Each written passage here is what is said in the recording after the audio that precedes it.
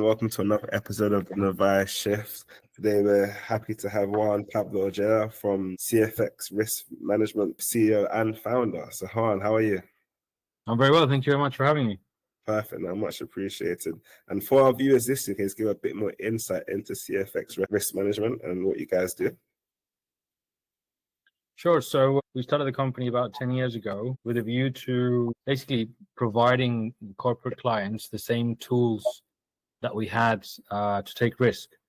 In my previous job, I was a trader in FX commodities for about 15 years. And so we developed most of it systematic.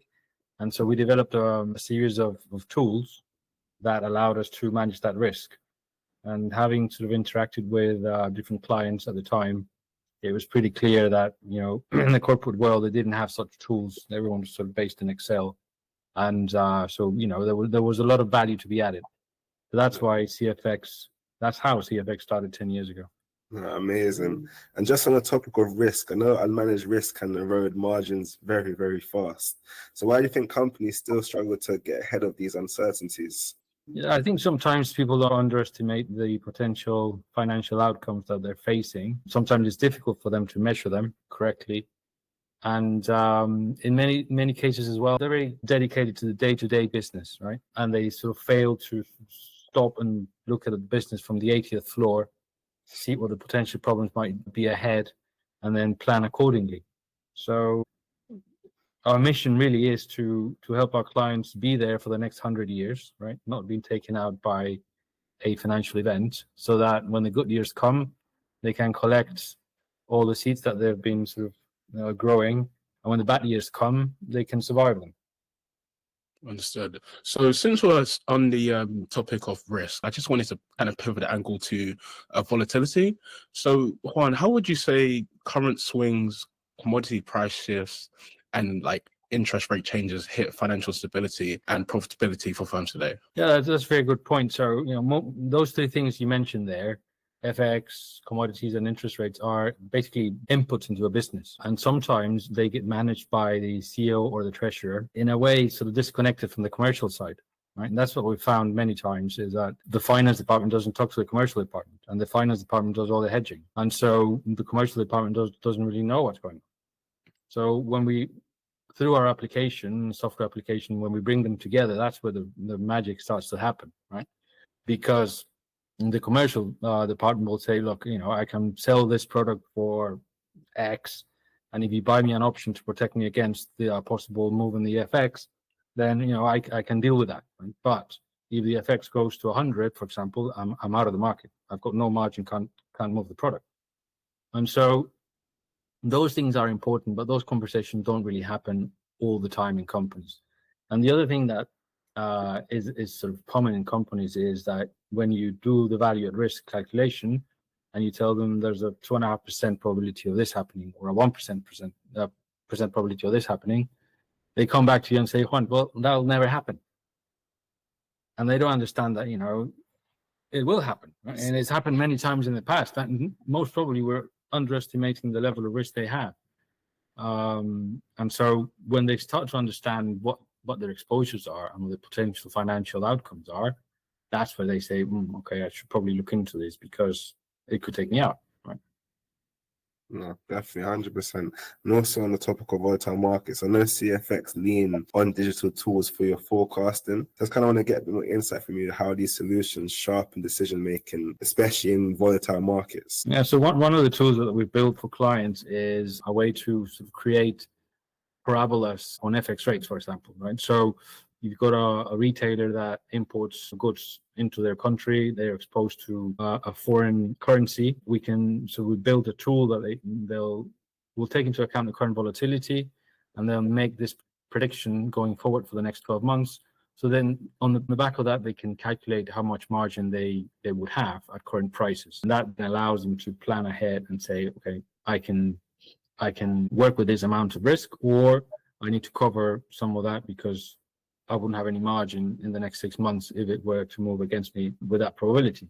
So it's all about, I think, creating knowledge systems so that people can make just better decisions on the day-to-day basis. Agreed. And I think it's definitely imperative, like obviously your tools give your clients a lot of insight. So I just wanted to get into like the scaling of those digital tools that you use, like your CFX advanced analytics. Obviously, when you've tried to scale those set tools, have you currently hit any like bottlenecks, maybe with like client adoption or whether your clients are not like tech ready? That's an excellent point. People are against change in general, right? So when you come up with a new idea or a new tool, it takes time for them to sort of adapt their daily routine to take this new tool into account. We have to give a lot of training, and we need to try to explain why having this new source of information will bring them value, right? People are sometimes accustomed to spending time gathering the data, right? But they're not accustomed to spending time doing analysis and then strategy on top of that analysis, right? So that's where we try to take them and say, look, we will do the hard work. The software will do the hard work. As long as the data is correct, you'll come in, the report is there for you, and then the 2 hours, 3 hours you spent getting all those Excels together and piecing the things, you now can spend thinking about how you're going to make money and how this applies to your business. And I think once they understand that there's value there in terms of analysis and strategy, the pitch is much easier and the conversion is much easier. So Juan, I think you mentioned a very important point, which you said, I think the key thing was, is their data correct? And obviously through us talking with clients and working with clients ourselves, we've noticed that some clients are better at handling their data more than others. So I just wanted to ask, like, what's your experience been? Oh dear, we've seen everything. Our first client was a Turkish company that made buses in Turkey, exported them to Europe, euro to Turkish lira was their risk. And the first time we got data back from them, we got like 10 different Excels in Turkish, which we had to sort of go through. And the quality was not great. But what I try to tell the clients is, look, if we put in rubbish will come out. Right? So we need to spend time knowing that what we're putting in terms of data is correct, it's accurate, and for you, it makes sense, right? Gives you a good gut feeling that the business is represented properly in that data. And then we can start building, strategy and analysis on top of it. But it does take a long time to get the right data and to get it clean. No. Do you think even this current stage, collecting that data is still quite a manual task, or have you implemented tools to help mitigate the manual task element side of it? You'll be amazed. I think billion-dollar companies are still being run on spreadsheets, not one, but various, right?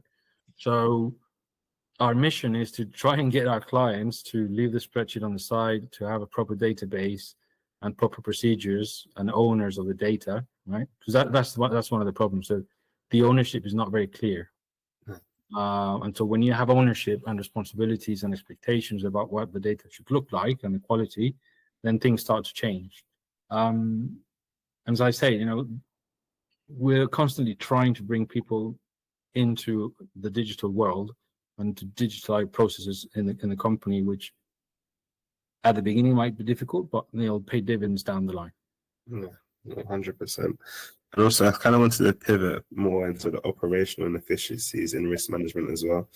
And some people say it is a bit of a silent profit killer. I kind of want to get your thoughts. So with fragmented risk processes can of course slow firms down. How do you see these inefficiencies eating into agility and profits? Yeah, so one of the things we've also experienced is that companies will have a budget, but the budget is not in the accounts of the company. It's not sitting on the balance sheet. Right? It's just a projection of what they're going to consume or produce in the future. And that, as we said at the beginning, the inputs into that will be FX, commodities, and interest rates. That's all, in some form. So there's no accountability at the end of the year that, we didn't make the budget because X, Y, and Z, right? Nobody owns that P&L. So one of the things we've done in our software is the ability to input the budget and calculate all the positions in the budget as well. So you have your balance sheet, which is the things that are accounted for, right? But you also have the next 12 months of what you're going to do business-wise. And then you start managing that risk as well, right?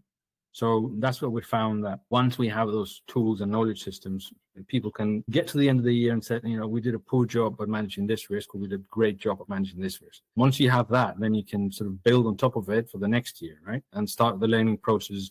And it sort of snowballs into a good thing. But as things are right now, there's no ownership for that P&L. There's no knowledge system. So come the end of the year, yeah, we didn't make the budget, but we didn't learn anything about it, right? I also kind of want to have a question in terms of course, automation is kind of a big part of CFX playbook. And so how does that assist in streamlining and monitoring and reporting for your clients? Again, and this goes back to, where do you want to spend the time, and where do you want to spend your resources, right? So if the machine can do something for you, let the machine do it, right? Then spend the time and the money hiring people that can do analysis and strategy. That's where the money is, right? But sometimes it's difficult to convince clients because they've got a big labor force with a ton of spreadsheets doing all the crunching and data input and all that, and they see that as the normal world, right? When you sort of tell them, we're going to change this because the machine can do a lot of that, and now we're going to spend time. You don't have to let people go. You just retrain them because they know the process already into analysis and strategy, right? So it takes time, but I think people eventually understand that that's where the value is, and that's where they can make a difference to their competitors. Right. I can clearly see that you've obviously worked with a plethora of clients. So what would you say are the biggest inefficiencies in those clients? The biggest inefficiencies, I think initially it's sometimes the lack of knowledge of the different levers they have in their company, right? So when you're a trader and you sort of spent a long time doing trading, you're always looking for options, cheap options, put it that way, right? And so sometimes in companies, people fail to see what their options are or those levers they can pull, right? How do I defend my margin? How can I improve my margin? How do I operate in a way that I can make decisions without being, kind of pushed into the corner, right? Companies get into trouble when the market pushes them into a corner because they run out of margin, the FX moved or the interest rates moved, or commodities moved up or down, but they're just pushed into a corner and they are obliged to make a decision, right? That's the place you don't want to be, right? You want to be on the other side, making decisions where you have lots of things you can pull and move, right? So those are things that I think people tend to undervalue, right? And don't put, in front of their management team too often. Other inefficiencies, I think I go back to the manual process. Right? They just trust their Excel sheets and their people, and I think that money and time could be spent doing something a lot more productive than what they do. Data is very poor. Poor quality, not the right amount of data. Once you go into a company and you cross that door, you see that there's the same version of the same thing 10 times, and it's difficult to know what the real source of truth is, what the absolute truth is. So you have to go through a process of eliminating that duplicity and trying to get just one which they feel is right. I think those are the main things that we've sort of experienced in the last 10 years. And also, Juan, I know you kind of touched on it, and with the traditional companies, they're very reliant on their mass labor force. I know within CFX, you have quite a lean team. Has juggling those clients' demands, like digitalizing treasury functions, ever stretched resources thin within your company? Yeah, I think we ended up stretched because of projects and helping our clients on a daily basis. But our motto here is we're going to try and leverage technology as much as we can, right? And the software we build should be able to handle what the clients are trying to do. Obviously, sometimes you'll need to fix things and train people and all that, but at the end of the day, if the software is right, then you shouldn't spend too much money, too much time having to help clients along. So that's what we try to do it. That's what we're trying to do in the next 10, 20, 30 years. Is keep on developing that side. And obviously with things like AI, we've been able to become a lot more efficient in some of the tasks that we have to do on a daily basis, right? So so that really helps us in terms of projects and time from thinking about the project to actually delivering the project to the client. That's made us a lot more efficient. So I just wanted to build on, obviously, you talking about AI. So I think everyone knows now that AI automations are shaking things up, I think is a fair statement. So, Juan, how do you see them driving proactive risk identification and mitigation going forward? Obviously, in an appropriate timescales, let's say the next 2-3 years, because I guess AI is rapidly changing, and AI is not what it was last year, and it's changed this year, and I can only imagine it's got an exponential growth curve. Yes. So I think the way we think about it, we sort of split it into two. There's tasks in our company that we carry out for our clients that can be probabilistic, right? And AI is probabilistic in the sense that it's not 100% right all the time, right? And so if we do a cash flow forecast for one of our clients, and I could go and have a chat with the AI agent and say, what would happen if I change this as my assumption? And the AI goes and does the calculation, comes back and says, these are the effects. You don't have to be 100% right on that, right? There's a degree of error that you can accept. There are other functions and tasks that have to be 100% correct, right? So if I'm calculating my position, FX or commodities, I can't be wrong, right? I have to be 100% right all the time. So those are things that I don't think will be taken by AI quite soon, but I think in terms of reporting and interacting with the report, it's very interesting, right? So what we've experienced is that when we come into the client for the first time, they're working with spreadsheets, and then a graph comes out from the spreadsheet to a PowerPoint, and the PowerPoint gets shown at the meeting, right? What we're trying to do is forget about the spreadsheet, forget about the PowerPoint, open the software, and you can have the meeting using the software live and run the reports and do all that, right? Now, if you could then interact with the report, that'd be even better. I think that's the next step for us. How do we get our clients to interact with the report? Right? I'm actually talking about reporting. I feel like with real-time risk monitoring feels essential now. Why do you believe it's becoming like a non-negotiable in today's financial landscape? Yeah, so it's so volatile nowadays. The political situation, the geopolitical situation, the wars going on, everything tends to move quite quickly, and one tweet will move the euro 1% or 2%. So when you're dealing with those types of things, it's important to have proper knowledge systems. And if you're exposed to any of these things, then you need to know how much risk you're carrying on the day, right? So for a client, the system will send out a value at risk calculation every day, or their position, or the hedges that they need to do. And they have to have that top of mind, just in case something happens. They know how much risk they're running. And if it's too much and they're not comfortable with it, they go and do something. So, Juan, so we've done some research into obviously your website and whatnot. So we've seen that you've integrated risk into your strategy at CF, and not just compliance. So what changes do you predict for risk management in the practice within the next, I'd say, 1 to 2 years? I think the companies that have sort of embarked in the risk management journey are finding that it does add value, right? Sometimes you speak to people and say, Juan, putting that program on is too costly. Yes, but how much does it cost you to lose the company, right? They just, there's that, and then they say, oh no, it's probably cheaper then. So, I think once they start the journey, then it tends to build, right? So eventually you come in to help just on the FX side, and then they have some commodity exposure. Once they're comfortable with the FX, then they tell you, okay, can you do the FX, the commodities? We build an enterprise risk management system because I don't think the majority could mean in terms of the existence of the company. And so I think that's the ultimate level, right? When a client says, we would like to implement an enterprise risk management system that oversees HR, strategy, financial risks, compliance, legal, all the risks they have in one place, so they can know what are the pressing issues, and then they can decide where they're going to put the resources.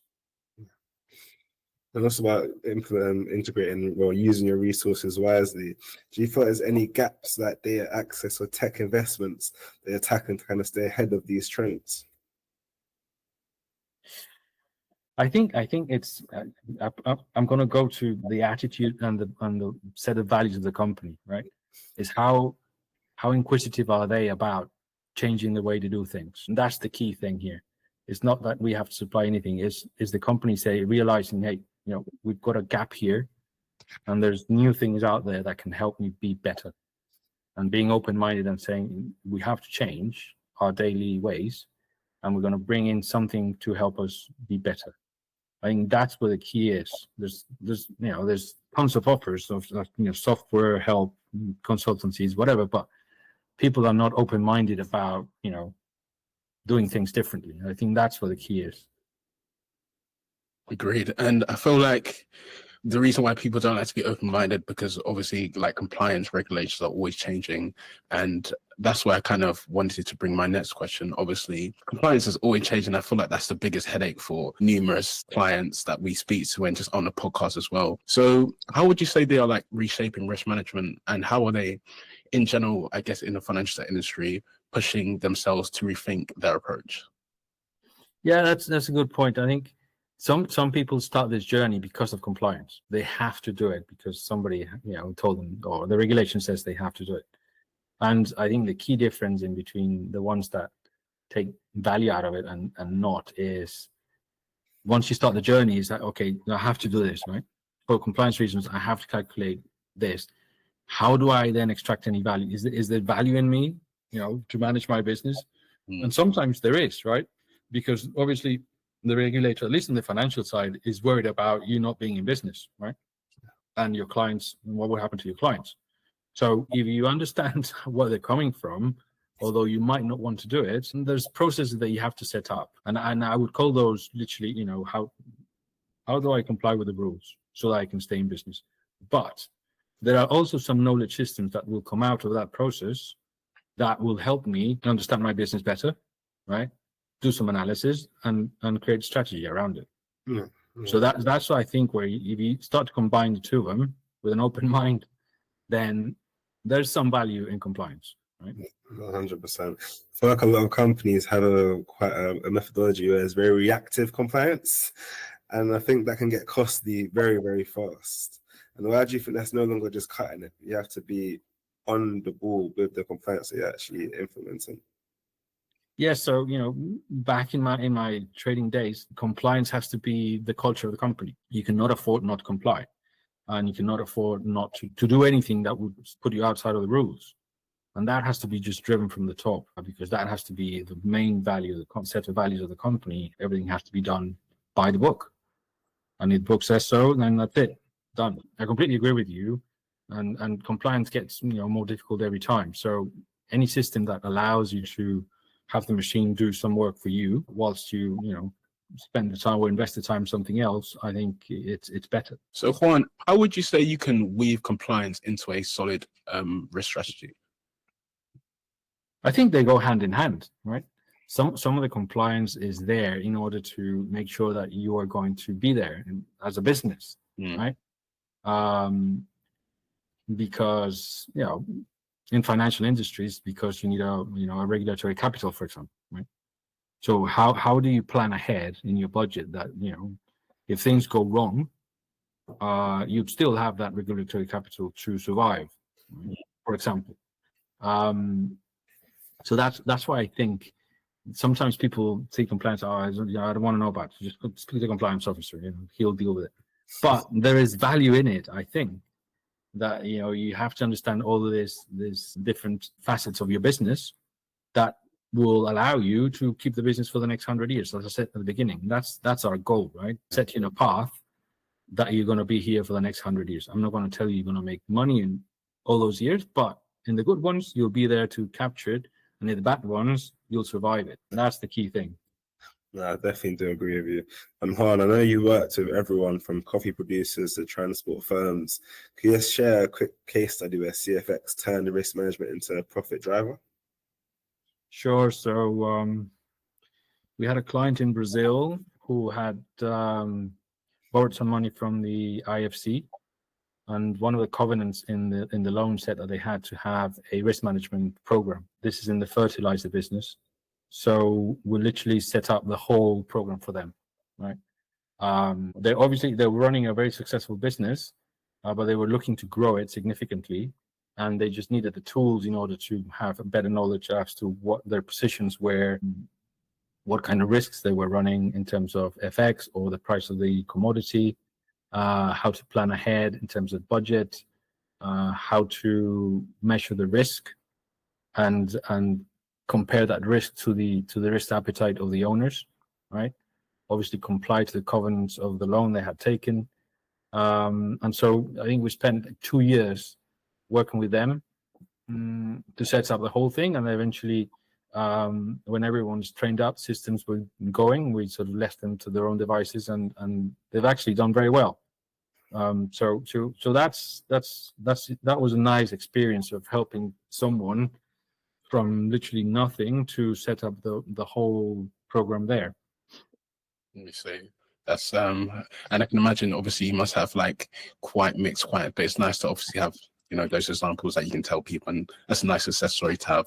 But in relation to CFX, if you can share anyway, what would you say that's one bold move that CFX is planning to keep ahead of their profitability threats and just ahead of the curve in general in 2025? CFX, so what we're trying to do now is we're going to try and pivot from being a purely service company to a more transactional platform. So currently our clients subscribe to our software and they can do all their risk management calculations and workflow on the platform. In a couple of months' time, they'll be able to trade on the platform as well. So currently you would get a report saying today your position is X and we recommend that you trade such and such. What would happen then is that the client can upload a hedging strategy into the application. And once the positions change, then the orders get routed directly to the counterparty and executed straight away. So that's what we're changing. I see. So I think in general, what I've kind of understood from this podcast is that you just have like a plethora of tools available. So I guess my question to you is, how do you get these tools in front of, you know, the right people? That's an excellent question. I'm still trying to figure it out completely, to be honest. I'd say that probably 60% of the tools we've built is because clients have turned around and said, "Can you do this for us?" Right? We've got a credit module, for example, that a company in the UK uses to do asset lending, which literally started from a conversation with a client that was filling up a PDF, and then we had done some work for our private debt fund. And we sort of converted that into credit software, right? Yeah. So we're always keen to listen to our clients and say, you know, what's the pressure point? Where are you spending time doing tasks that could be automated? And our mission is to digitalize all that. Now, where do we get our clients? Most of them have been through word of mouth, to be honest, through our network. And we get referred from one company to another and do that. But I think we're probably getting to the point where we should have some sort of marketing effort and try to build it more that way. Definitely. No, Han, this has been a very, very insightful conversation. I believe like a little bit of a masterclass in navigating probability threats. So for our viewers listening, what would be the best way to kind of stay in touch with CFX and get updates? Sure. So either through the website, we're trying to post our blogs more frequently through LinkedIn. And if you reach out to the LinkedIn, I think that'd be the best place. Happy to help anyone that's sort of struggling on this side and needs a bit of clarity. We've gone through a few processes where I think we can help them navigate all this in an easier way. Perfect. No, again, much appreciated for your time today, Juan. It's been a pleasure. Thank you, gentlemen. Thank you for having me. Cheers.